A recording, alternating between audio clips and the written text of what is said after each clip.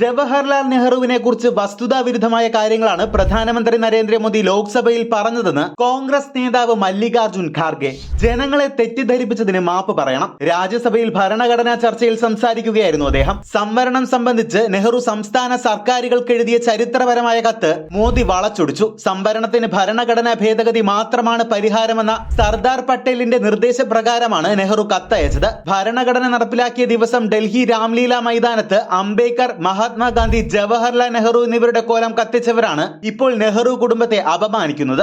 RSS നേതാക്കൾ ഭരണഘടനാ വിരുദ്ധരായിരുന്നു. അംബേദ്കറിനെ അംഗീകരിച്ചിരുന്നില്ല. Indian പതാകയെയും Ashoka ചക്രത്തെയും ഭരണഘടനയെയും വെറുത്തവരാണ്. 2022 ജനുവരി 26-നാണ് RSS ആസ്ഥാനത്ത് ആദ്യമായി ത്രിവർണ്ണ പതാക ഉയർത്തിയത്. സംവരണത്തിനെതിരായതുകൊണ്ടാണ് BJP ജാതി സെൻസസിനെ അനുകൂലിക്കാത്തത്. BJPയിലെ മോദി ഭക്തി ഏകാധിപത്യത്തിലേക്ക് നയിക്കുമെന്നും ഖാർഗെ മുന്നറിയിപ്പ് നൽകി.